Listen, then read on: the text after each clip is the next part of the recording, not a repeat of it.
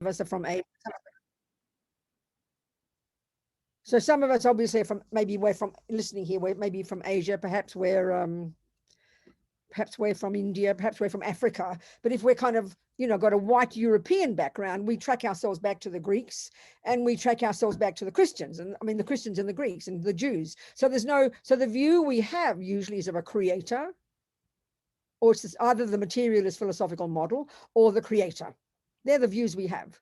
So the view of karma is Asia. I don't know what the Africans all think. I don't know all their religions. Australian Aboriginals, they've been around quietly for 40,000 years, minding their own business until you English people came along and barged in and took their land, and now Australians are keeping it. But whatever, but Lord knows what their view about reality is. There are these very different views. If you think of all human, as long as there's been human history, humans with our intelligence have been looking into the meaning of life. How amazing, how marvelous, how dare we criticize any of them? So the one of karma then is started with the Buddha, didn't it? No, forgive me, India. I always quote His Holiness. It was these amazing Indians more than 3,000 years ago who actually were the ones who began the investigation into the nature of self. So they're these genius yogis, masters and scholars and saints. They're the ones who created this incredible technique called single-pointed concentration, which only now in our modern world are we discovering the benefits of, And they're the ones that came up with this view, and not from on high. It wasn't a revelation. It is, and that's even though these Hindus still have this concept of some essential energy called God, still they had the view of karma. They're the ones who came up with this. And how do they come up with it? Not in a dream, not from revelation, not a vision. They didn't make it up, and Buddha came through that whole system.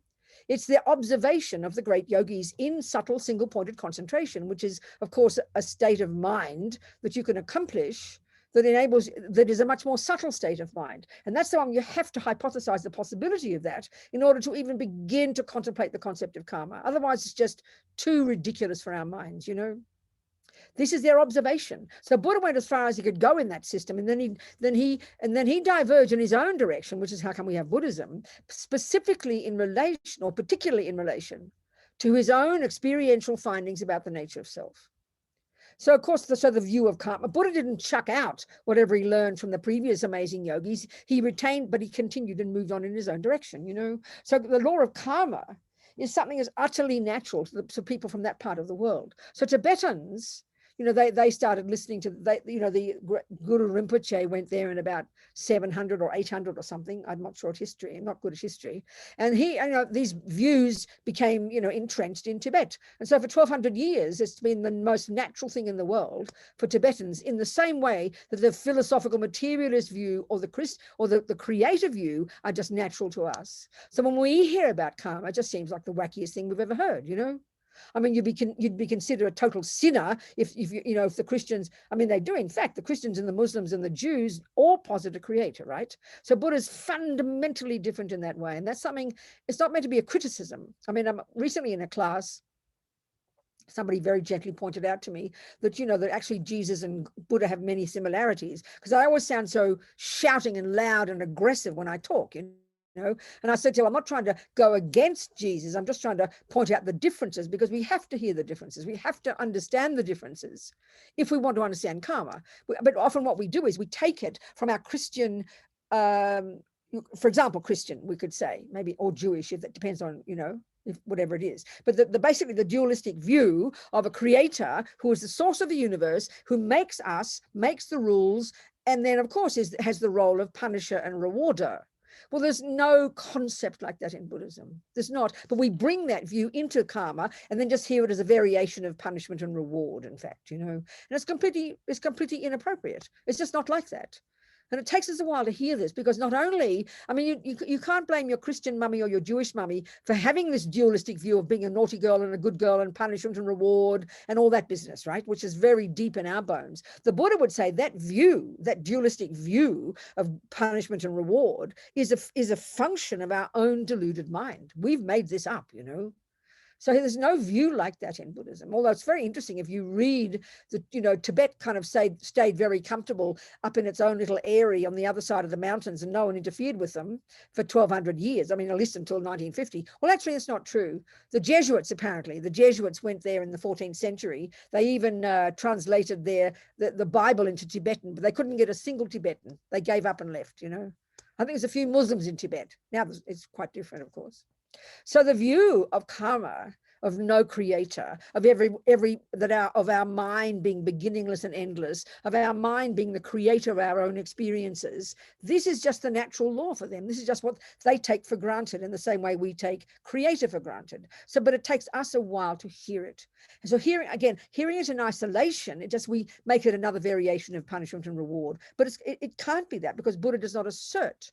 Buddha would, one of his is where he diverged philosophically is in relation to, from the Hindus, is in relation to this view of some essential energy called God, and indeed some essential energy called self. He's got a fundamentally different view. So by knowing even theoretically that he doesn't posit a creator, he's not being rude or anything, he just says he has found from his own direct experience there is no such thing as a creator. He would say it's a mistake. He doesn't argue with the concept of a superior being. Buddha, if you look at the 3 characteristics of a Buddha, it sounds like God. I remember I gave a talk in the Catholic University in Melbourne, where I'm from, years ago.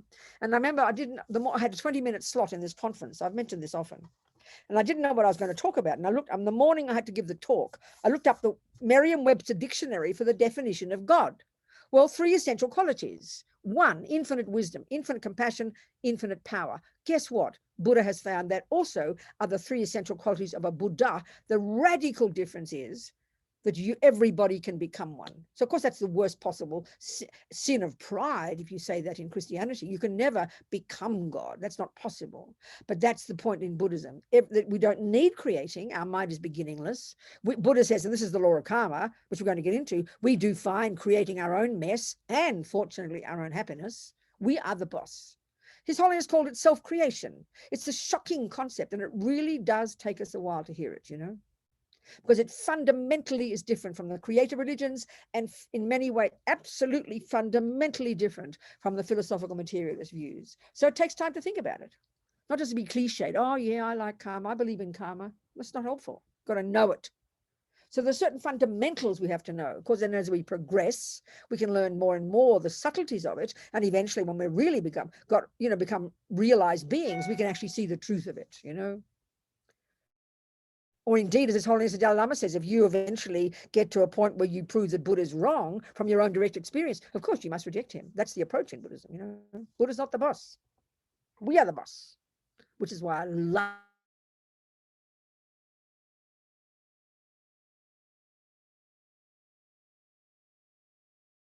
early 30s, 30, I think, I can't remember. And I didn't understand much of what Lama Zopa said. I understood his words, but not the concepts. They were so arcane, But every time I'd hear that word karma, something would resonate. And I missing in my life.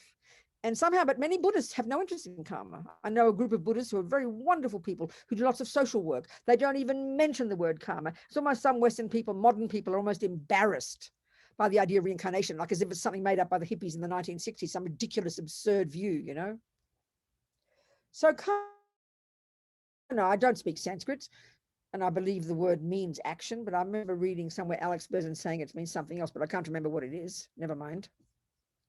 Hang on a second.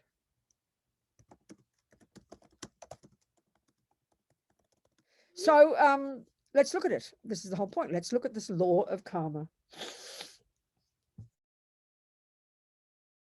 Well, basically, to understand karma, we have to understand what the mind is first, because this natural law of karma runs in the minds and lives of sentient beings. It's like the law, it's a natural law, which means, this is a huge point again. Just reiterate this point. I repeat continuously, but it's necessary for us.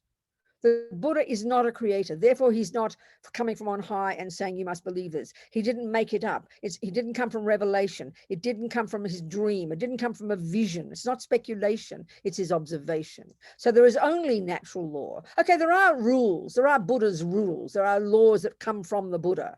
But in terms of the way the universe is, the fundamentals, there is only natural law. There's no equivalent of God's law. This is a crucial point to understand. I repeat, again, quote this repeatedly, but it's part of it to understand the law of karma. A Jesuit priest friend, I asked him, what by definition is a sin? By definition, a sin, he said, is doing what God said not to do. I mean, in some, you know, like there are Buddha's rules when the monks and nuns probably at some point started living together, he created rules. They come from Buddha, yeah. But fundamentals like who are you, where you come from, what the mind is, you know, what is happiness, what is suffering, they're natural laws for the Buddha. They're natural laws. This Jesuit priest said there's some aspect of natural law in just defining what is a negative or positive action or sin or, you know, virtuous action. But the real factor is that it comes from God. It's a very fascinating point. And that's why we think of punishment and reward. But if Buddha's not a punisher, think of this. If he's not a punisher, he's not a rewarder because he's not the creator. It's not his job to punish. I mean, then you've got to think what it means. It takes a while to put two and two together, you know. It's a natural law. Botany is a natural law. Math is a natural law. Mathematicians, you know, the clever Arab, whoever they were, the clever fellows who came up with a 0 to 9 or whatever it is, as opposed to those silly old Romans and their X's and their V's. I mean, he didn't invent the reality of two oranges sitting on a table. There were always two oranges sitting on a table, but he articulated it. That's what the laws are. So karma isn't made. This is a major one to think about. It's not a law made by somebody, you know, created by them and then thrown on top of people. It is Buddha observing the reality of how things are. He's not asking to believe him, but he says, here's what I did to see the truth of it. Over to you. Here's my methodology. It's up to you. So it's a natural law and it runs the universe. So what's the universe? Well, the universe is sentient beings, you know, mind possesses. Mind possesses. It's a lovely word for, we translate it as sentient being. I think mind possesses much more delicious, you know. Mind possessor, Semchen. So there's trillions of sentient beings for the Buddha. There's even more than what the Christians say. The Christians just talk about humans and hell and then hell, I think, isn't it? And there's humans and heaven and hell. So Buddha agrees with those two as well, but he adds a few more. He's seen other realms of existence. And the Hindus came up with this as well. Again, they observed it, didn't invent it. There are trillions of Semchens, trillions of mind possessors. And the law that runs all of them, or even better, the law within which our minds and lives run. So whatever grows in gardens, it runs within the law of botany, doesn't it? No one does. There's no sort of creator botanist up there making it all happen.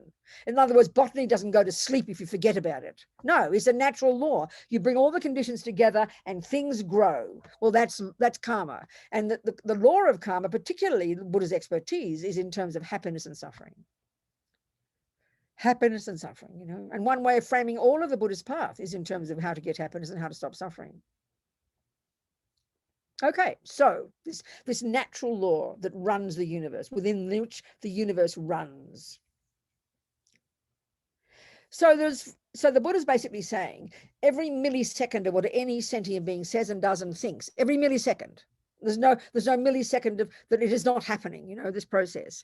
We are creating karmas, meaning every millisecond what we think and do and say is this process of creating karma that starts with the mind. We'll go into this, starts with the mind. Mind is the boss. Mind is the creator of the universe, in fact, for the Buddha. Mind is the creator of all the suffering. Mind is the creator of all the happiness. So everything we think and do and say sows seeds in our mind. They use this analogy all the time, or I like to say programs our mind. Buddha would like that. So seeds in the mind such that those seeds, unless you do something with them, pull them out or nourish them, they're going to ripen in the future just naturally as our experiences. This is the point.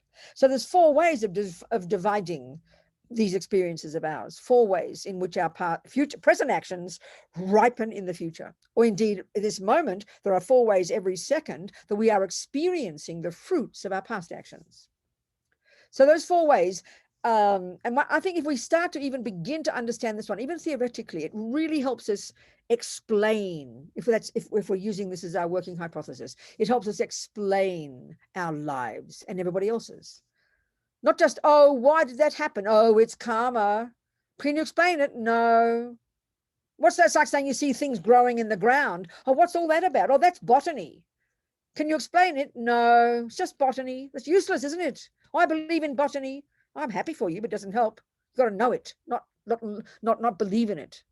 We don't say I believe in mathematics. You can get away with it. Enough people know math that you can get away with it. But if mummy sends you off to the market to buy 7 oranges, you're lost because you can't count. So you can rely on somebody else, but you have no certainty, you know. So the same with karma. So, okay, excuse me. There are 4 ways in which our past actions are ripening now in the present. The first one, and that happened at the time of our past death, actually. No, before we go, sorry. It's the mind that creates karma, so we first should understand the mind. So let's get the principles about the mind for the Buddha. And this is where it's fundamentally different from the philosophical materialist view. And again, fundamentally different from the Christian view that posits an essential energy called a soul. The Hindus call it an Atman. The Greeks call it an essence or something, you know. So we have body and we have mind as far as Buddha is concerned. There's no third component called a soul or something. But the word mind is a much more subjective, much more personal, much more, it's a different way of using it. So the word mind is used virtually synonymously with the word consciousness. The word mind, first of all, it refers to the entire contents of your inner being, all your thoughts, feelings, emotions, unconscious, subconscious, instinct, intuition, the whole spectrum of your living being. Everything that isn't your body is your mind. So immediately we're saying then the mind is not physical. Big shock to us. It is not the brain. It is not even a function of the brain. And I mean, the best way I say it, and I always say it, I have to sort of apologize to neuroscientists, sounds so insulting, that it's a physical indicator of what's going on in the mind. That's a good enough way to put it. It's a physical indicator of what's going on in the mind. The genes and DNA as well, you could argue that, and that's helping us understand karma. So the mind is not physical. The whole of Buddhism would collapse into a heap of total nonsense, incoherent nonsense, if we can prove this is not true. So this is our hypothesis here. Consciousness is not physical. It's used synonymously with the word mind, consciousness, same. It's not physical. It's got these far more subtle levels. This we have to hypothesize. You have to posit this. This is found by these genius Indians. They access their subtler levels of mind through this single point of concentration technique they invented that doesn't need the brain. That's why if you saw a person in full shamatha, in samadhi, they'd look like they were dead, basically, you know, because their brain doesn't, you know, in other words, mind is not physical. At the grosser level, absolutely depends upon a decent working brain, but the subtler level does not. You've got to take this as a possibility in order to understand theoretically what we're describing here. Also, the mind is not this is the biggest shock as well. It's not the handiwork of anybody else. This is the wackiest idea for the Buddha. I mean, he doesn't talk like that. I'm just being rude, you know. But I mean, we either, don't we? The religious view, the religious philosophical views posit a creator. I don't know about the Australian Aboriginals. I don't know what they say. I mean, so their view is so abstract. I don't understand it. Either we're the product of, you know, our soul, the essence is given to us. That's conception. But apparently the Jews not. I heard that the Jews, God doesn't put the soul there till a few months later. That's why then for them abortion at a certain period is okay, you know. Perfectly fine, whatever their views are. But Christians, God puts the soul. That's what makes you. That's what makes you become you. Whereas if you're a materialist, guess what? Who's the creator there? Your mummy and daddy, especially your mummy. She's the one who gets all the blame, isn't it? Mummies get all the blame, which shows we're more powerful. No one blames the daddy. It's very funny, isn't it? That's very curious, isn't it? Mother gets the blame, so she must be the creator. So she's the boss. Remember that. Okay, so either you believe your mummy and daddy made you, and this is the point. I mean, our whole view of neuroscience, psychiatry, psychology is based upon that as an absolute truth, an unquestioned truth. And you can say that it's right. Mummy and daddy definitely gave me a body. They gave me a brain. They gave me DNA. They gave me genes. No argument. But the Buddha says, honey child, they did not give you your love, your hate, your compassion, your psychosis, your joy, your being good at music, or whatever it is. That you brought with you, baby. It does not come from a creator, and it does not come from mummy and daddy. So the more you take on this view as a Buddhist, the more weird it's the weirdest view, even now, because I'm trying to work with this view all these years. You know, it's the weirdest view to think that someone else can give you anger, give you love, give you wisdom. It's a very strange idea.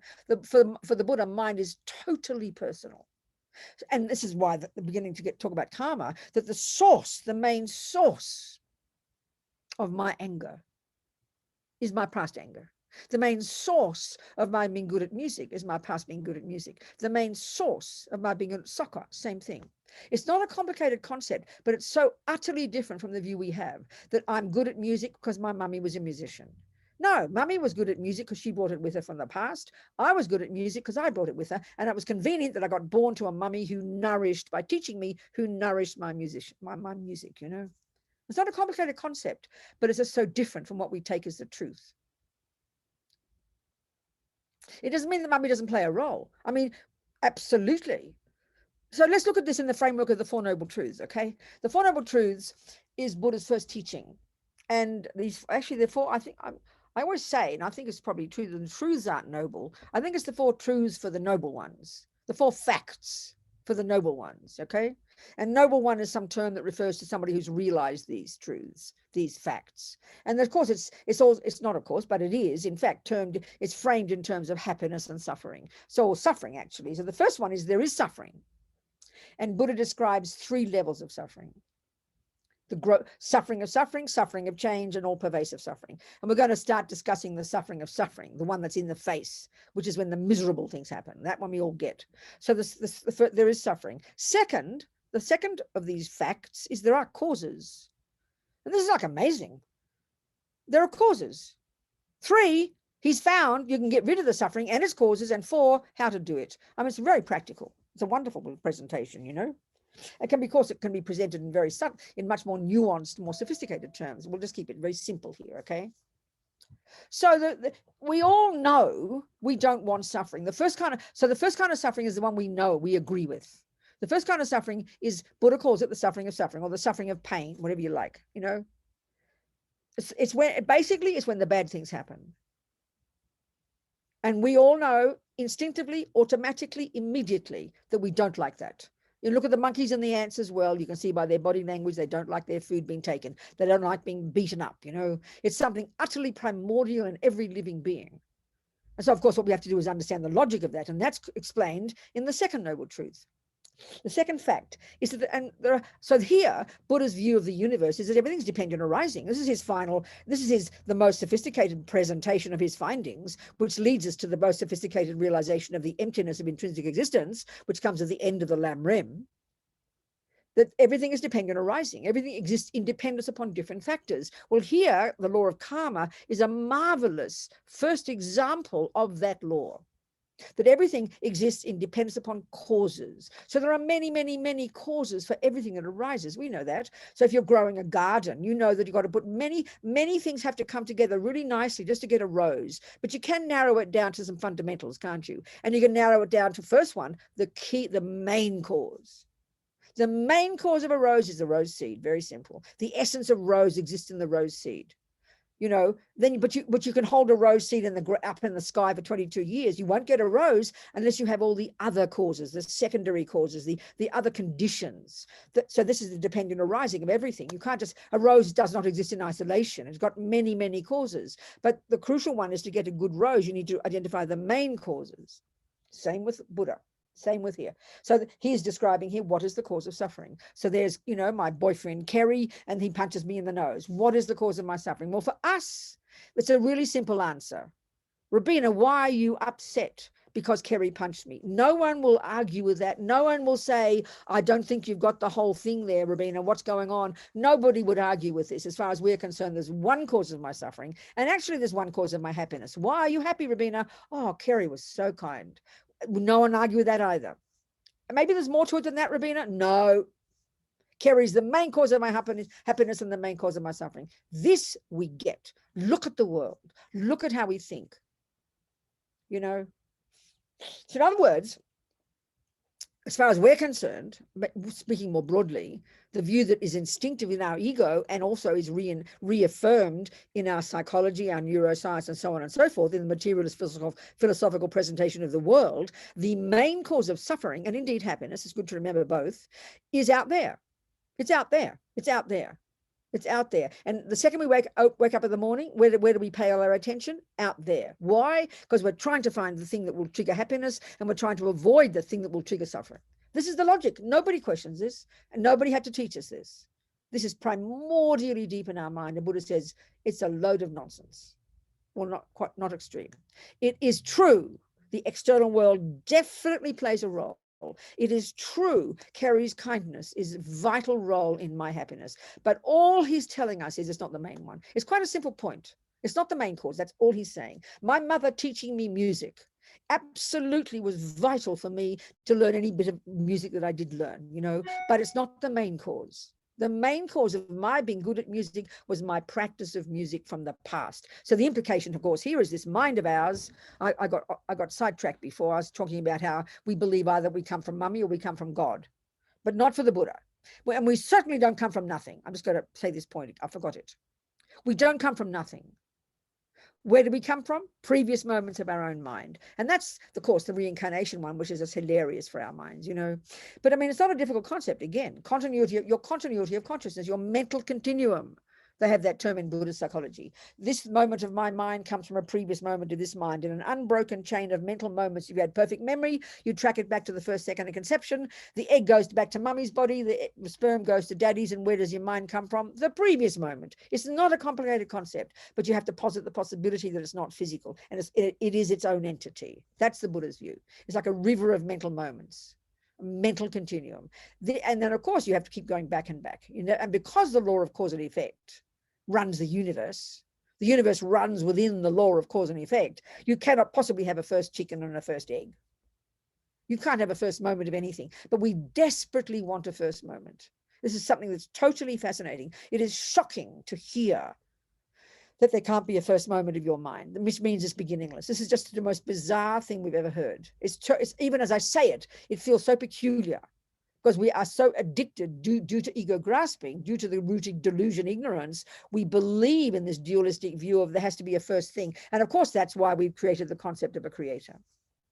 We track ourselves back to the first. And the Christians have a really intense, detailed philosophical discussions about how there can be a first cause, you know, capital F, capital C. Not for the Buddha. You can't. So it's not rational. It's not viable. It's not possible. Don't just believe it. We've got to study it and think about it and meditate on it and see the truth of it. He might be wrong, you know.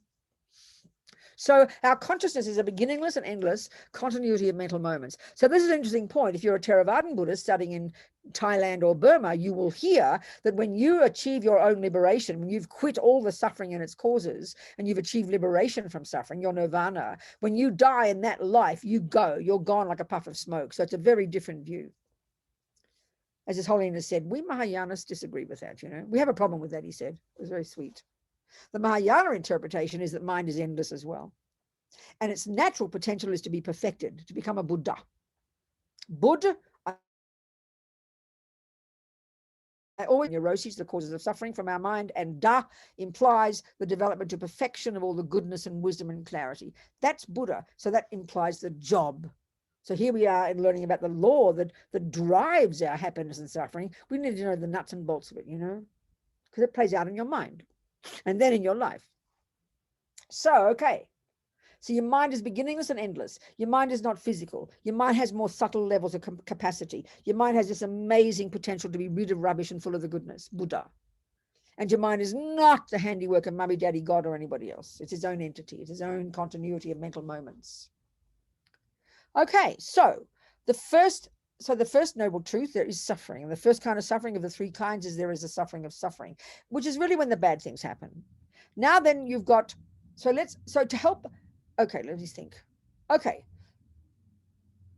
so the bad things happening, there's two ways of interpreting that in the Buddhist worldview. The broader picture is the big picture. Yeah, the broader one is this view of the Buddhas that there are trillions and trillions and trillions of mind possessors, and they're all acting, living their lives as the fruit of their past actions in terms of different realms of existence. That's the bigger picture. So there's like taking from the Hindu tradition that the beings, the yogis who've gone to the subtlest level, for them, which they say is liberation, but for the Buddha, it's not liberation, is the subtlest level of where you got no grosser aggregates of all. You've just got mind in the subtlest, deepest, most primordial level of absorption in concentration. For them, that's the goal. But for the Buddha, no, there's still subtle delusion. There's still delusions in the mind. You still haven't eradicated the subtlest suffering, which is the suffering or pervasive suffering. In other words, you haven't realized emptiness. You haven't cut the root of all delusions. So that's the first kind of beings, the formless beings. You got one slightly grosser, which are form beings. They've got some aggregates, but their mind is still in pretty good samadhi. Then you've got the desire realm, and we're in that one. And there are 6 suburbs in that one. And there are 3 that are called the upper realms and suburbs, good suburbs, and there are 3 lousy suburbs, okay? And they go from on the spectrum from the most delicious, most blissful, most radiant, most divine, called the God realms, to the most dreadful, horrible, worst suburbs on the planet called the hell realms. And what are these? As Lama Yeshe says, a hell being is not some, the devil is not, hell is not some place where the devil is saying, ha ha, I'm waiting for Lama Yeshe. No, no, no, no. It's the manifestation of the suffering, of the negativity of that suffering sentient being. We are all create our own reality. The hell realms are created by sentient beings due to negative actions and suffering. The spirit realms, the next least suffering one, most suffering, slightly less than the hells, is these 3 lower realms, as they're called, these 3 bad suburbs, unhappy suburbs. They're all expressions of the 3 main delusions as far as Buddha is concerned. Buddha's view of the mind, coming from these amazing Hindus, they map the mind. We've got thousands and thousands of neuroses. They always talk about 84,000. And I keep asking all the Geshis, where's the text so I can see the list of these 84,000? They can never say. But they always keep quoting Buddha, 84,000, So that, but luckily, they all subsumed to 3. Thank goodness. These 3 poisons, the 3 poisons, the 3 toxic emotions. And it will sound so cute to us, but our understanding of these is just profound when we do, in order to understand ourselves and to understand the law of karma and to understand suffering and how to stop it and how to get happiness, Okay, the mind is a separate topic. We know that, but we have to integrate them because mind creates karma. So there's 3 main delusions. The root delusion, known simply as ignorance, and we'll probably get to that at some point. We'll discuss it. This primordial misconception about the very nature of our own self and everything else. The primordial mistake that gives rise to this primordial bottomless pit of emotional hunger called attachment, which then gives rise to panic of aversion and the rest when it doesn't get what it wants. And these 3, we'll go into these. So these 3 realms, these 3 bad suburbs, crummy suburbs, deeply suffering places to live, states of being, states of mind created by those beings that comes along with a certain level of physicality. There's an explanation in the Vajrayana teachings that's so helpful, and we'll get into that in a second, to help us understand why we can have certain bodies, why we can have certain environments. It's really helpful. We'll go into it in a second. So the hell realms is a manifestation of the most profound anger. The spirit realm is a manifestation of profound attachment. And the animal realm, the third one, the least suffering of the 3 worst suburbs, the animal realm, and there's trillions of them. Look at these numbers. Look at the trillions. There's probably 7 billion mosquitoes, even in Leeds in one summer, and one evening in your backyard, I'm sure. Even little old, I know I didn't find many. Do you have mosquitoes in Leeds? You do? I never met many flies in England. That was a great relief. Flies are very popular in Australia, I tell you. Anyway, whatever. So, okay.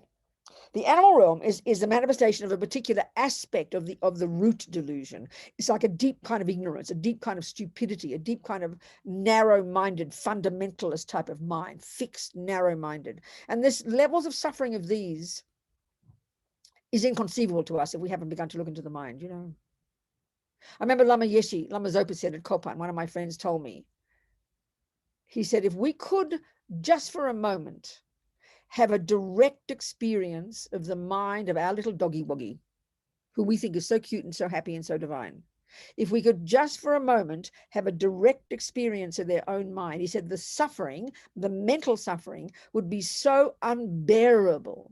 We would never want to waste another precious second of this human life. Now that's shocking to us.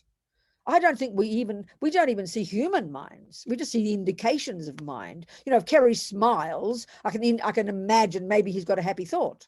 But it's about the best we can do because we're so gross even in knowing our own minds. So that level of knowledge is pretty incredible. That just for a moment, the direct experience of your mind of your cute little dog, who you think is cute and happy, the mental suffering will be so that's the suffering of this ignorance, this fundamental ignorance, and all the other delusions, of course, because Buddhist psychology refers to all beings. It's very fascinating, not just humans. The Buddhist analysis of the mind, which is dealt with in great depth in the text, and we need to study it. It refers to all beings, all beings. It all fits in this one model, which is amazing. I mean, that's not the materialist view. It's very fascinating. So when you know your own mind, then you can know the minds of others. This is the whole point. It's not complicated. So then there's the happy, then there's the good realms, the happy suburbs. So humans is the next one up. I mean, you know, then the next two are these God realms, which is really the equivalent, certainly the top one, the sixth one, is called the God realms, where the beings there, due to suffering, you get the lower realms, due to negativity, we have to define those terms, of course, otherwise it's kind of, and it's not punishment, not reward. You create your own reality, you know, the hell beings created their own reality. The spirits create their own reality. The animals create their own reality. We humans create our reality. And there are a couple of God realms, and the top one, the sixth one, is really the equivalent of heaven and paradise, which shows us, isn't it, that humans all over the planet have observed many similar things, you know, just the interpretation of the causes, etc., are quite different, aren't they? So God realms are the fruit of virtue. Human is a fruit of virtue. So this is what we have to look into now, how the 4 ways our karma ripens. So the first one is the type of rebirth we get. That's the first one, the main one. And we're going to go into, there are 4 conditions that have to be in place when you do an action that becomes, that sows it, that drops a seed into your main bank vault, such that when you die, one of those is triggered that determines the type of rebirth you get. Hell, spirit, animal, human, God, whatever. Which is why it's so important to understand death, the process. Because it's just before you stop breathing that this particular karmic seed, because everything you think and do and say gets stored in your mind. Nothing goes astray. Everything you've ever done and said and thought since the beginning of this time is stored in your mind, both as a memory, but also as a karmic tendency. It's very fascinating. So that the seed that is triggered before you stop breathing is the one that determines your next life. So in our case, look at it, we won the lottery. We didn't win the lottery, really, it was hard work. The cause of a human birth, and God's, but forget the gods, the cause of a human birth is that at the time before we stop breathing, one of our virtuous karmic seeds was triggered, but specifically a virtuous karmic seed, one of the main virtuous karmic seeds of conscious intentional non-killing. It sounds rather abstract to say it as non-killing rather than benefiting or something, but there's a real meaning in that. So we'll go into this, you know. So the first way our karma, in our case, is ripened is we got a human body. Now, well, so did Hitler, isn't it? So did Mother Teresa. So clearly, the other 3 ways that their karma ripened is obviously very different. So the second way our karma ripens is another. It's like 4 tracks of karma or 4 bank vaults. I mean, just those analogies, right? So we can see we've got the human body, which is the result of non-killing being triggered before we stop breathing. But then at the same time, at that time, the other 3 bank vaults, if you like, that determine the 3 remaining ways that our karma ripens. The second one is the tendencies in the mind inside this human body.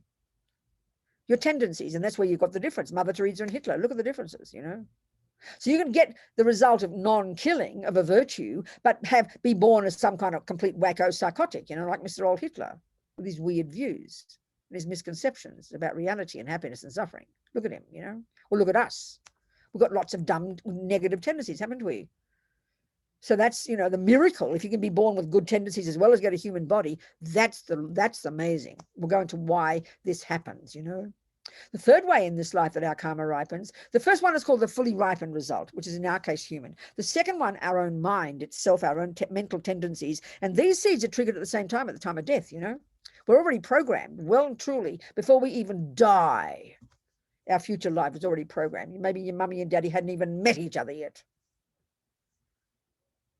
So the third way your karma, the second one is called intentions or tendencies similar to the cause.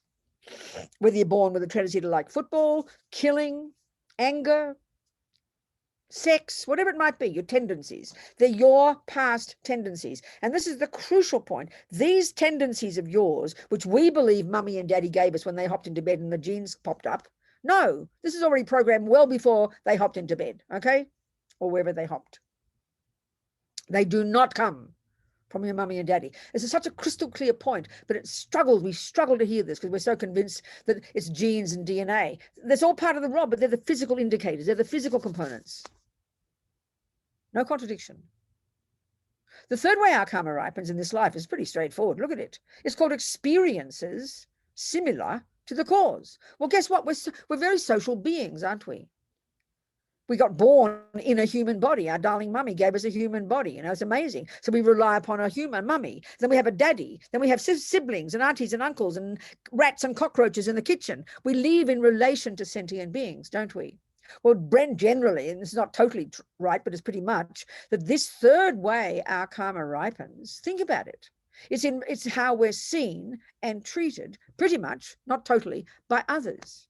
Look at it. And if you look at your suffering in this life, the suffering we often experience, the worst suffering is in relation to others, isn't it? You get rejected, people harm you, rape you, torture you, kill you, drop bombs on you, steal from you, don't believe you, lie to you. Look at our suffering. Look at our suffering on this planet, just as humans. That's called experiences similar to the cause. So it's really important also to flip it over and talk about equally the happiness, because we forget that. We don't care how many good things happen. Just keep making more happen, please. We don't worry about what the cause is. But the millisecond a bad thing happens, we have a panic attack. Why do bad things happen to me? I've never yet had a person ask me, why do good things happen to me? We don't care why, just give me more, you know. We're going to understand that sort of understanding attachment. But look at our lives. We can divide all of our experiences into two categories. You look at it. Sentient beings who were nice to me and sentient beings who are mean to me. Think about it. It's almost so simple.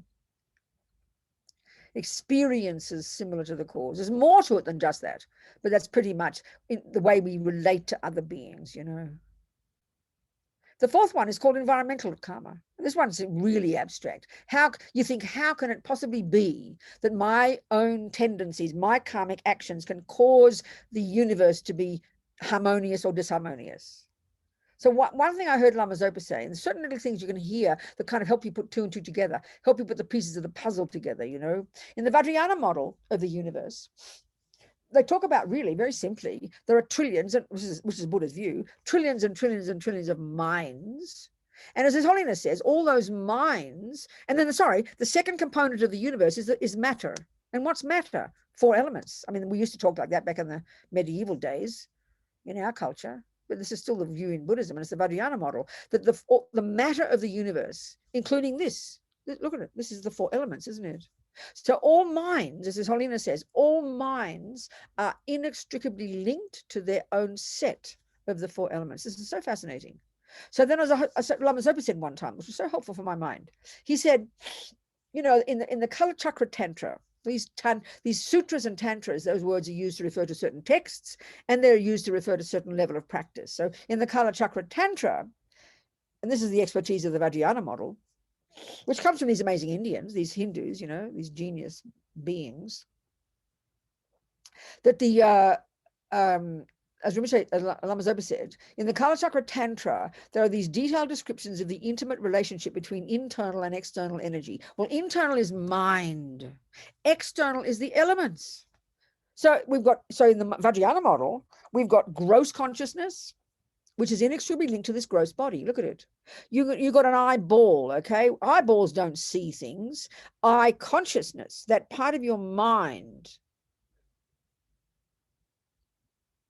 that's not physical, join with the eyeball and all the bits and pieces working nicely, causes you to have a cognition of, for example, shape and color. It's your mind that does the cognizing, but in relation to the eyeball. You can't have eye consciousness without an eyeball, but they're not the same thing.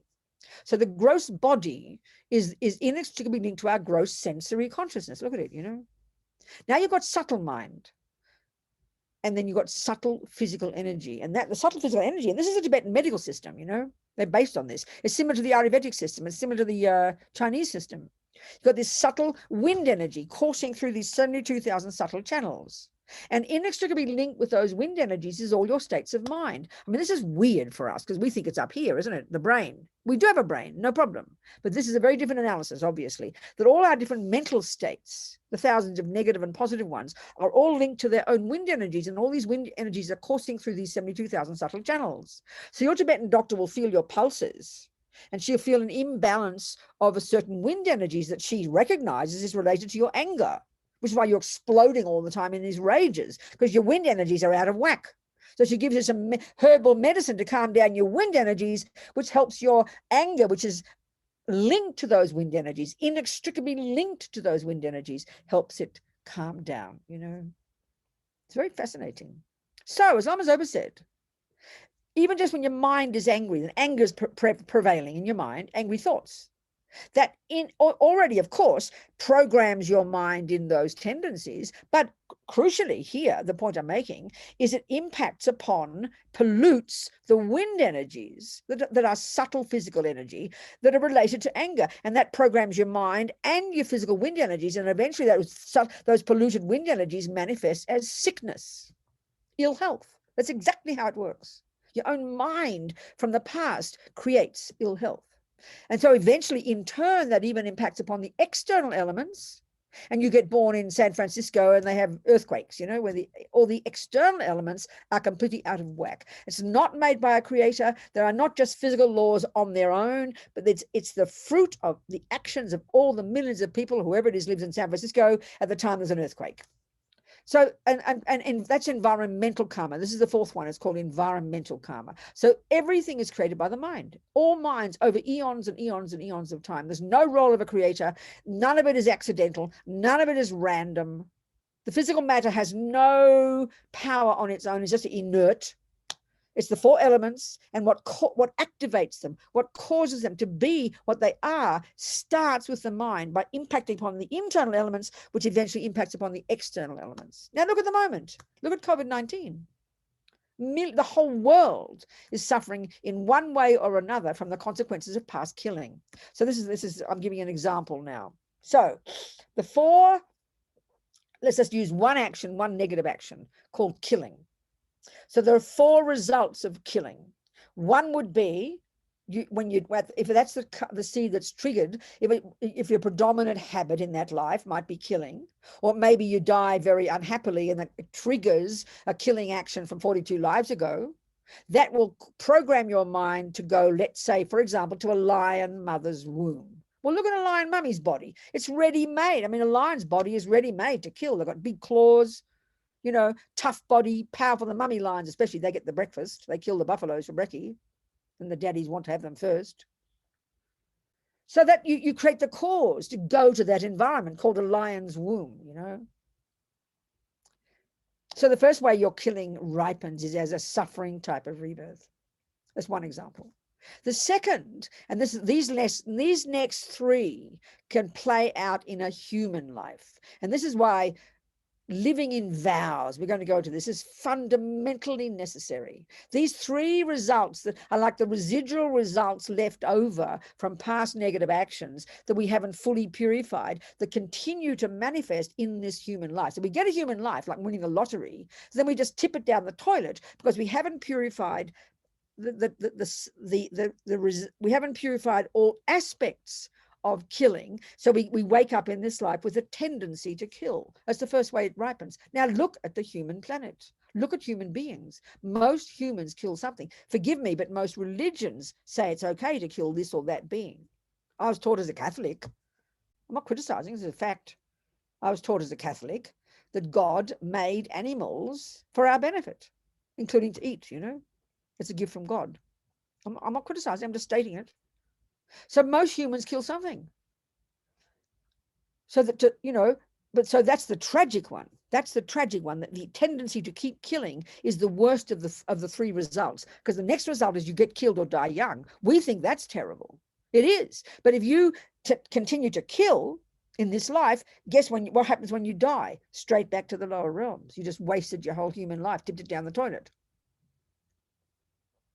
So the second way your killing ripens is as a tendency, and a human. Look at the humans. This is the tragedy of the human realm, you know. We get the human body and then we just tip it down the toilet. We misuse it to then create more suffering in the future for ourselves without realizing, of course, because we don't have that view, you know. The second way killing ripens in this life, and this is where COVID-19 comes in now, look at it, or anything, is you die young or you get killed.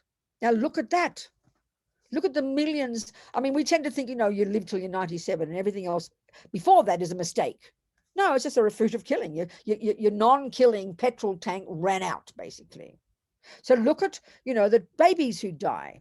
Yes, there are, this is the point. The main cause for Buddha for everything, ever, any happiness, any suffering, anything, the main cause is always the karma of the person. The secondary causes, which are the only ones we pay attention to in our culture, they, of course, play a major role. You know, so my past harming Kerry is the main cause of why Kerry harms me. But present Kerry punching me in the nose, of course it plays a role.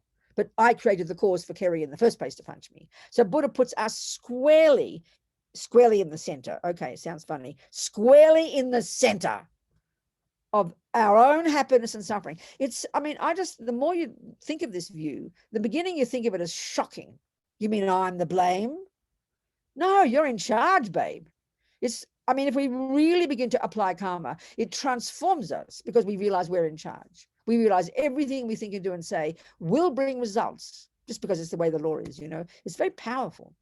And all the happiness we have, every second of anything that's ever happened that's good, fruit of your virtue, never, never forget it. And we do forget it.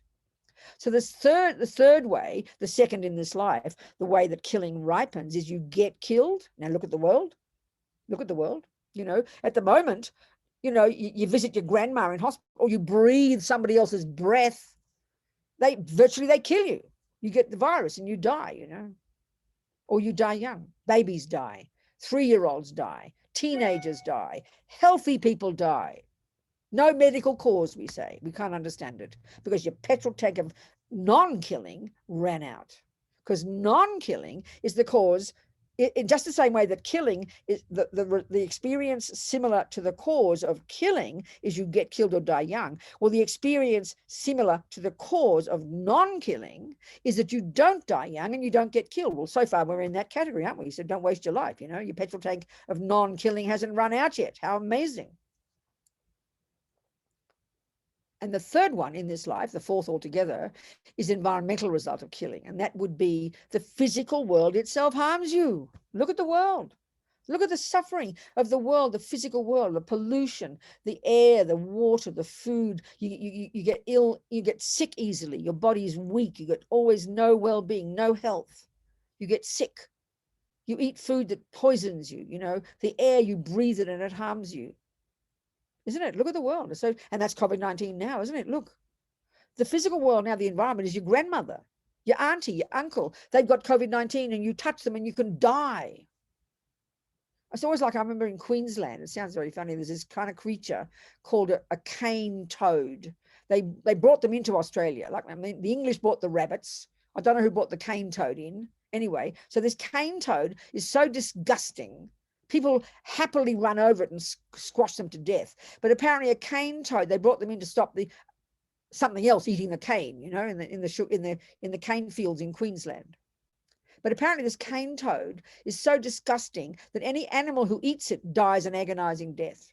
Well, look at us now, touching other human beings, kissing your girlfriend. You can die of COVID-19. That's environmental karma of past killing, you know, that the physical world itself harms us.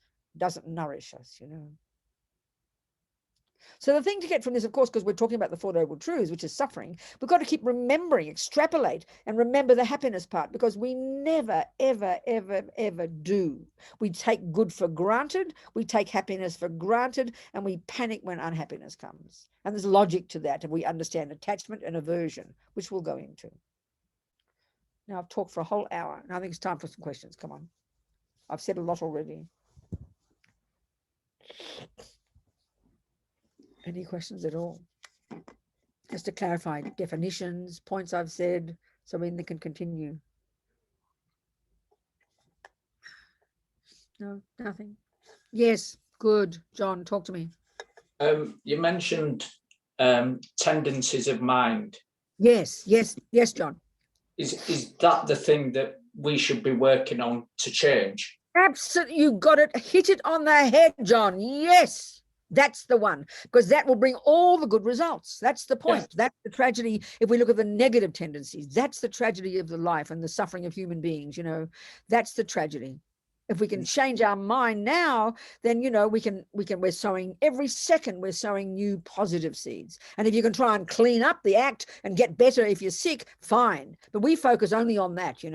Yes, the tendencies is the key one, John. You absolutely got the point. Exactly. And I suspect purification also purifies the past That's tendencies. So what we're going to go into, because karma, as we know, fits in the first level of teachings, which is mainly about behavior. And the really powerful way to create virtuous karma, quote unquote, is to live in vows, which we're going to talk about. Not today. We're going to go into that. As Lama Zopa says, just being good is not enough. Living in vows is an incredibly powerful way to program the mind in virtue. And therefore, if we program our mind in virtue, we're going to program our body and speech in virtue as well, because the mind runs the show, doesn't it?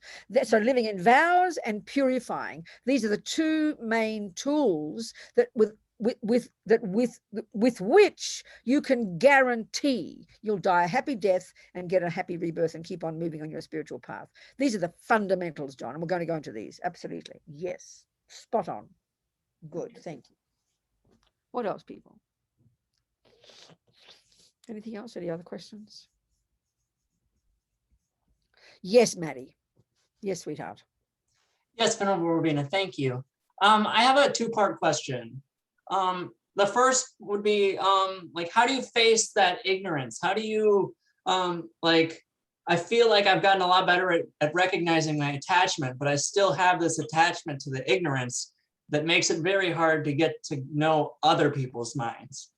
Darling, one step at a time, Maddie. This is why, darling, you're hearing the term a few times, the lam rim, this packaging of all of Buddhist psychology, metaphysics, philosophy, epistemology, blah, blah, blah. It's all presented in a nice, orderly way according to the capacity of the student. So the very first level, which is what we're discussing here, karma really is about body and speech. It's about behavior. It's driven by the mind, but we can see if you've got a tendency to shout everything you feel, to take things that you want, to jump on every boy or girl or whatever it is you like, then that's your body and speech do the damage. They're the servants of the mind. So the very first level of practice, don't worry about the mind yet, Maddie. We've got to look at the behavior first. And already this is a miraculous level of practice. Already this can really transform us into stable, content, reasonable beings in charge of ourselves. That's just your body and your speech. It's a stupendous level of practice. So now that then enables us to go to the subtler level, which is the next level of practice.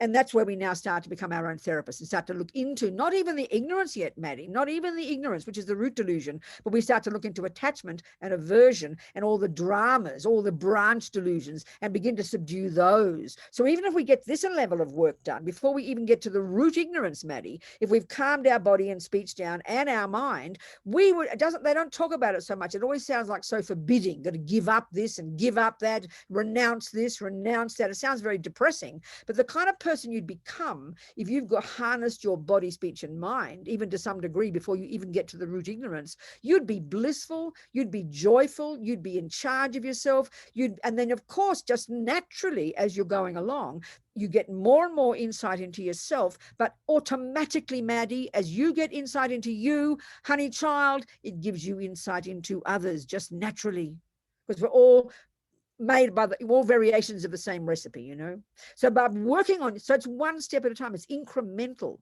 So be delighted that you can go one step at a time, And then as we keep increasing, and then we add bodhicitta to the mix, and then we get some really powerful wisdom. Wow. We can see we have such compassion for others now and can have the wisdom to know how their minds work because we know how our minds work.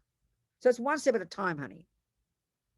Thank you. I love it. I guess that leads to the second part is just and I feel like I've been making really good progress, but the one thing that I have a hard time with is I tend to offend other people. And I understand, darling. Join the club. I'm like that as well. So we just got to learn to take responsibility for it, Maddie. I know when I was younger, I'd always get so full of self-pity because I meant well. And I know I'm a nice girl, but people think I'm being abusive, and I probably was sometimes, but I got a little bit self-pity. So we've got to take responsibility to control our body and speech. And interestingly, karmically, Maddie, even if you're being nice, one of the karmic results of past life abusive speech is that even you're being nice, people think you're being abusive. So we've got to clean up the karma. That's why we have to do purification. So yes, some people can misinterpret us. We've got to be brave and accept that. But we've also got to take responsibility and know that probably it's right. We're very blunt and direct, and there's a good side to that, Maddie. So don't chuck the baby out with the bathwater. Just get more wisdom. You with me? I am. Beautiful. Thank you, Venerable Robina. All right, Maddie. Thank you, darling. Anybody else? Well, I'll continue then. Okay, let's continue. I might as well. Now let's continue more about karma. Okay, before I get into vows and purification for sure. So the general principle, I'll just summarize. There are trillions of mind possessors, sentient beings in all these different realms of existence. Every one of us automatically, naturally, every millisecond is experiencing the fruits of our past programming. It's not punishment and it's not reward. This is the crucial one to keep saying to ourselves because it feels like that. So, given that we know we do want happiness, and we're talking at the ordinary level of happiness. You know, if we look at the first noble truth, there are 3 levels of suffering. So we're only looking here at the gross one. We're only looking at the grosser one. So the bigger picture, like I said, of suffering is the lower realms. But within this human life, we can also see that these other 3 results are also the suffering of suffering. Being harmed by others, an environmental result, are the suffering of suffering as well. So you can talk about the suffering of suffering just within this life, which is very much more palatable for us, as well as the bigger picture of the lower realms. That's the suffering of suffering. So now, the suffering of change, I'll just say it briefly here, we won't go into it yet. The suffering of change sounds a bit boring, you know, suffering of change, big deal, things change. Well, is really what we mean by what we call happiness. So basically the suffering of suffering is for us when the bad things happen. And the suffering of change for us is what we call happiness, which is when the good things happen. So in order to understand these two, we have to understand the delusions that underpin these. And they are called attachment and aversion. The 2 of the 3 poisons. The understanding of these 2, which, you know, if all we ever do is talk about them, they're just so profound if we can start to understand them, you know. It gives us incredible insight into ourselves and therefore others. So even understanding these 2 main delusions, and the root one, of course, not the root one later, but the main branch delusions of the root one are attachment and then aversion. Attachment and aversion. And when we can begin to understand these, then we can understand the suffering of suffering, the suffering of change. And the subtlest one, or pervasive suffering, is even more abstract. So the way to understand it one way is we stop the suffering of suffering by stopping creating negative karma. And as John said, change our minds into virtue. That's the method. So that's junior school and high school, the first and second scopes. They are the methods of stopping the suffering of suffering. Or even the first one, forgive me, no. Junior school, entry level, the lower scope of practice, abide by the laws of karma, stop killing, stop stealing, stop bad mouthing, don't even worry about your mind yet, stop harming others. That is the solution to stopping the suffering of suffering. You won't get killed, you won't die young, you won't get stolen from, you won't get raped, you won't get attacked, or you won't get born in the lower realms. That's the solution. Junior school, entry level, lower scope of the Lam Rim is the solution to stop the suffering of suffering. Now, you go to the middle scope, high school, we start to become our own therapists, and now we get into the mind, and we get into the attachment and aversion, essentially attachment. So by understanding attachment, we can now understand the suffering of change, which is what we call happiness. So basically, the suffering of suffering for us is when attachment doesn't get what it wants. The suffering of change is when attachment does get what it wants. But it's so tricky and depressing to hear that. You mean what I call happiness, Buddha calls suffering? Well, yes, but it's obviously a more nuanced level of suffering. And this really takes time to get. But even if we can understand the principle in the causes, the second noble truth, there are two causes of suffering. I didn't say this before, I meant it. But there are hundreds of causes, but the two main causes of suffering, and indeed happiness, is one, the past action, and two, in the case of suffering, the delusion that impelled that action. So there's Kerry punching me. Main cause, I must have punched him, speaking simplistically. Two, the cause, the two subsumed to the one, the action and the delusion. So the two come down to the delusion because that's the main cause. And that would have been anger. So then the karmic seed was in my mind. I meet the condition called Kerry, and one time or other, the seed pops up and boom, the punch comes back. I mean, simplistically speaking. Now, it's crucial to understand also that happiness is exactly like that. But because attachment is a junkie that only wants happiness, so takes happiness for granted and just assumes, and this is the point about happiness, attachment and aversion. I have to say it here, you know. Attachment is this junkie in us. It's multifaceted. This is high school now. This is middle scope. Attachment, it's multifaceted. We come born already with the main residual result of past attachment is we get born with unbearable dissatisfaction. It's the deepest, most primordial consequence of past attachment. And therefore the main function of attachment is we have terrible dissatisfaction. Some people are 1,000 times worse than others, like a nightmare in hell. As Lama Zopa says, it's the main suffering in the modern world. And it's from countless lifetimes of practicing attachment. Because attachment is a bottomless pit that will never bring satisfaction. It's the wrong method for getting satisfaction. So we have this terrible dissatisfaction.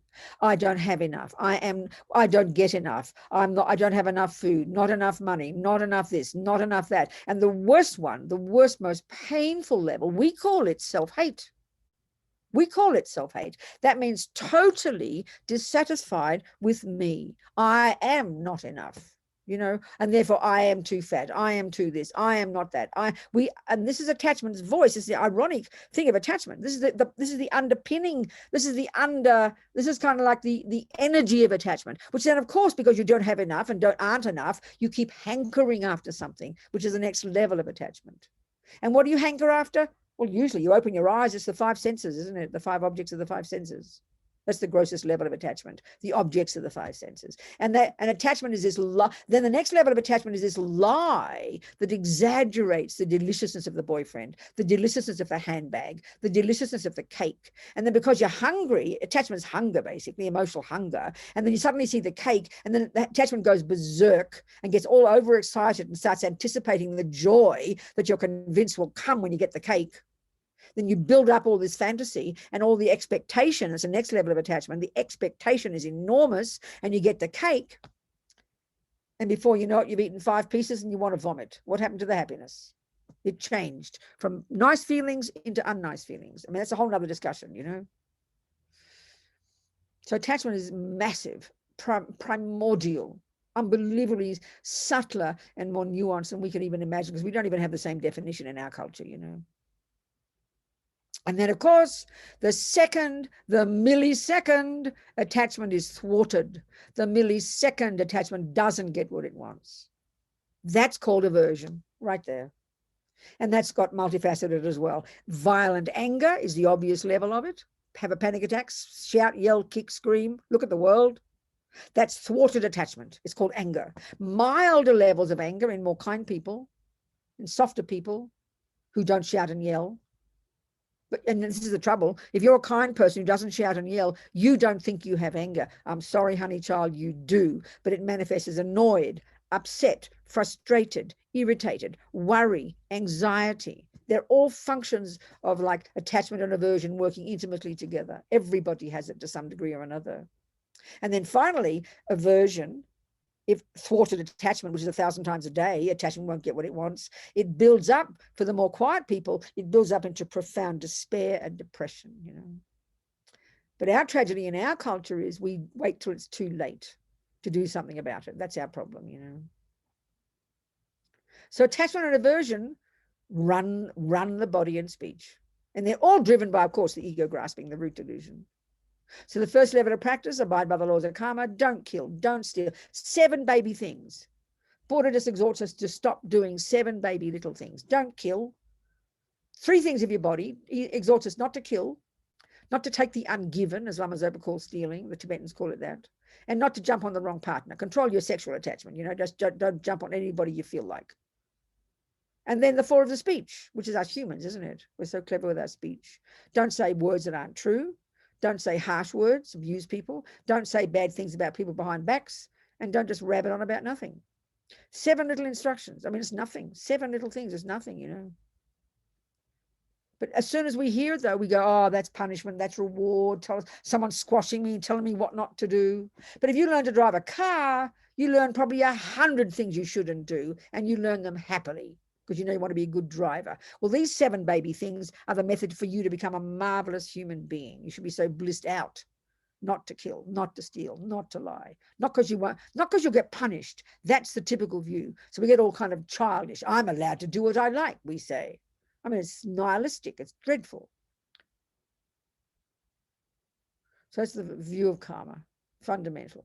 Whatever we think and do and say will program our minds and bring future results. And even learning the minimum results of the 10 non-virtues, even learning the minimum ways, these 4 ways that karma ripens, even just these fundamental points is a revelation for us. It's going to help us understand our lives, In other words, you might be a person who never tells lies. You might be really truthful, but you keep finding that people don't believe you. So you're freaking out. You can't believe, but I'm speaking the truth. But when you understand the experience similar to the cause of past lying is you don't get believed, even if you're speaking the truth. Look at Mr. Trump. Millions of people believed every word he said. That's because of past karma with those millions from when he told the truth in whatever life they had a connection with. He could say anything and they believe it. Look at them. Then there are other people who never believe a single word he says. So we've got different karma with different people. I remember as a little girl, I said something that was a lie. I was being smart and gave an answer and I lied. And then I remember people believed me and I got shocked. Even then, I remember saying to myself, I must be careful with my speech if people believe me, even if I'm lying. That's the fruit of my past truth-telling, a past life, So when we understand these things, you can be this is why so-called bad things happen to good people, or flip it over, why bad things happen to good people. It's very clear when you understand this. That karma is not just a vague, big tool you use to beat yourself with. It ripens in 4 ways. Killing ripens as sickness, or that's environmental. Killing ripens as getting killed or dying young, experience. Killing ripens as a tendency to kill. That's the worst one. That's a tendency. And then killing ripens as a lower realm rebirth. So this is the trouble. So, okay, this is why I always like to use the example. Excuse me. I always like to use the example of this boy years ago in Kopan. I always quote the same story. Years ago in Kopan, this woman came to my room in tears. She'd been hearing Lama Zopa's teachings about karma. And it's 25 years ago, 30 maybe, 30 years ago. And she, her boy, she said, had been a fisherman all his life. And he died 5 years before at the age of 29, scuba diving. And so she talked about him. So I always use this as a marvelous example of how karma works, So there he is. He gets a human body. He won the lottery. So the implication of this is this. If he wakes up in this life with tendency to kill, and indeed he did, and I'll explain it, and then even to die young, he died at 29, so he's obviously got the karma of killing. What happened is we can deduce he's been in the lower realms as a result of killing in the past. So being in the lower realms, you exhaust the main result of the karma. Your petrol tank of your killing runs out, and like a miracle, one of his nice little human seeds was triggered at his past life, and he got a nice human mummy in California. So he won the lottery, he got a human body. But the tragedy, and this is where vows and purification come in, was he didn't purify all aspects of the killing. So he got born in this life as a human, but he had the residual results of killing, which is the tendency to keep killing, as John pointed out, the worst one. He had the experience similar to the cause of past killing. He died young. Environmental result, he didn't have that. He had a very good environment, born in a nice family with good food and blah, blah, blah, So he had the residual results of past killing, the tendency to kill, and the second is the experience similar to the cause. Now, of course, we always think that experience is the worst one. Dying young is so shocking to us. But the main one is John's point. He hit it on the head, is the tendency to kill. It's the worst one. This is the tragedy. They say that, this view of cause and effect is really quite unique to the Buddha. It's not totally. I mean, the Christians say you reap what you sow. There is an aspect of that, isn't it? And I haven't studied it in depth, but still you go back to a creator. We reap what we sow. So it's kind of karma, but the Buddhist view is totally karma, no creator. We are literally the creators of ourselves. So this fisherman, little boy, got born a human, and the second one is tendencies. He had wonderful tendencies. She said he was a lovely boy, so kind, generous, kind. He didn't, but one day, he's 3 or 5 or something, he meets fishing for the first time. He meets fishing. He hadn't thought of killing fish until he met fishing. Suddenly what happens, this is how it works roughly. What happens is the karmic seed is there. The tendency to kill is there, but it doesn't ripen until he meets the condition called fishing. And instantaneously what happened is this. Because of that past tendency, it's like it's familiar to you. Instantly he saw fishing. It's like it triggered a memory, really. It triggered the karmic seed, and then pleasure, joyful feeling arose in his mind that millisecond. And the next millisecond, attachment kicks in and paints a very, very, very delicious picture of fishing. And this is where the tragedy is. The extent of his past killing equals the extent of the joy that he experiences. This seems so bizarre, because we're going to go into this in more detail next week about actually how happy feelings are not the result of killing. Happy feelings in his mind actually are the cause of his past, the result of his past virtue, but they're triggered because of the karmic connection with fishing. So the more strong the connection to kill, in his case, was the more delicious the fishing looked. And then attachment, which exaggerates the deliciousness, that paints this divine picture of fishing. So he becomes a fisherman. And you wouldn't you? If you have delicious, I mean, look at us with our pathetic habit to eat too much cake. You eat a piece of cake, and that instant you see the cake, and already as a little child, you can see the little kids, even babies, they've got such strong attachment to food, some of them, you rush towards the food because the karma is triggered. Pleasure is triggered as soon as you lay eyes on the cake. And then attachment kicks in and makes the cake look divine. So of course you're going to think cake is the cause of happiness. Of course you're going to think killing fish is the cause of happiness. Of course my friend in prison on death row in Kentucky, is my friend Mitchell, who's a Buddhist, says, this guy I know, Mitchell said, Robina, he thinks of killing or torture all the time. So what does that come from? He's got a tendency from past life, probably as an animal. Poor animals run around torturing each other, Lama Zopa found out when he was a little boy, he killed a fly to give it to the spider, because he doesn't say it, but I think he didn't want the spider to create the negative karma of killing the fly. So he gave him a dead fly. The spider did not want it. He had to kill it first. So that's the tendency. The tendency then, and that's torture. I mean, look at little cats with mice, There's heavy duty karma. So this poor fellow, born as a human, but not just to have a karma to kill fish, he had the karma to torture people. He didn't know why. His mother didn't teach him. And so the more strong the habit to torture, the more delicious it was, the more pleasant the feelings. And we're all junkies for good feelings, aren't we? That's the point of attachment. Attachment wants good feelings, basically. Attachment wants happy feelings. We're attached to the cake, but we're really attached to the happy feelings that come from eating the cake, we believe. So this is the tragedy. That boy spent his entire human life, which came from non-killing, P-I-S-S-ing-I-N-G it, into the toilet. I have to not swear, so I have to spell it out.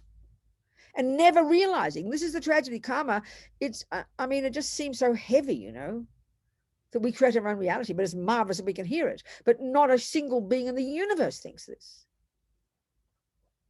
It's fine if you believe God says don't kill fish, then you won't kill fish. At least you'll stay a good person because you don't want to get punished by God. But here, it's the view that what you do, driven by your past habits, driven by your delusions now, creates the future suffering. We never think that. It's very fascinating why we don't think that. We think that when it comes to everything else. We know perfectly well. Kerry is a musician. I said was nearly Kerry. Are you still practicing music, or has it gone by the board? Okay, maybe he's still got some musicianship in him.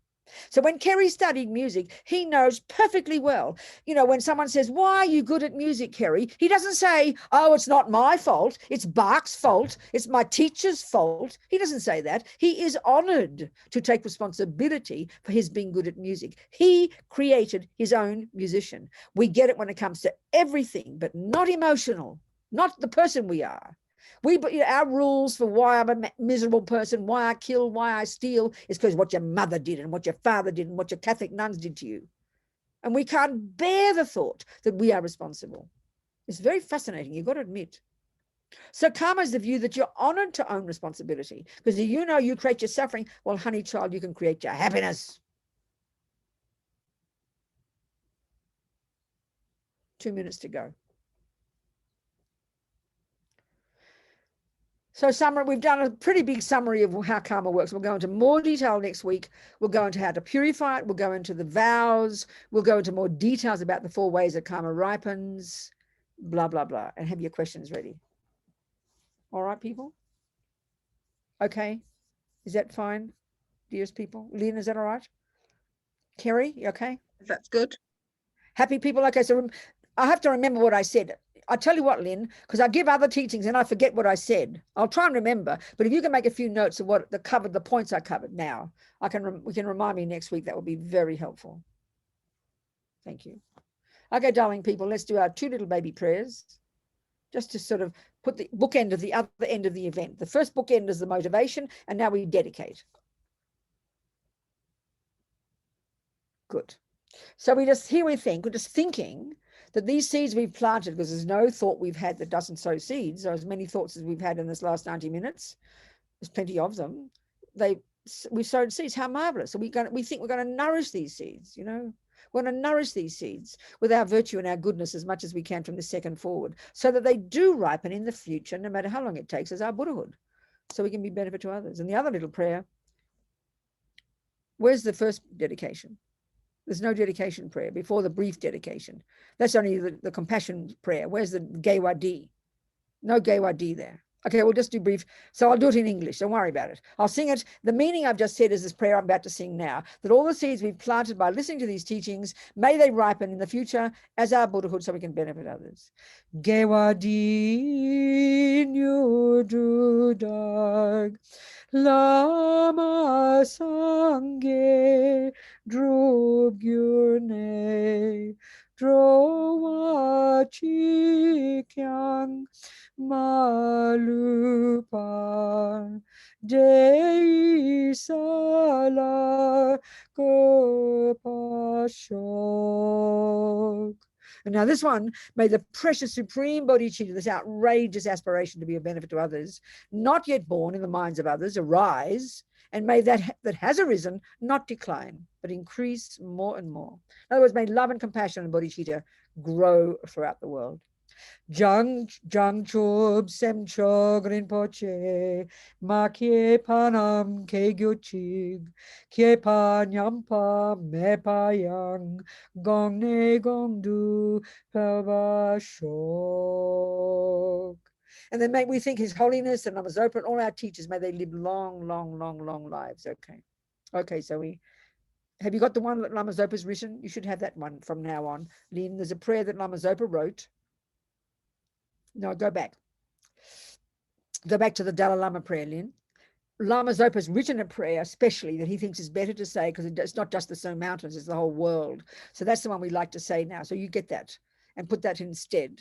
That's the one he likes us to say. So we'll just say this one, though. It's perfect. It's just fine. We'll say this one. Come on, go back. So, yeah, that's it.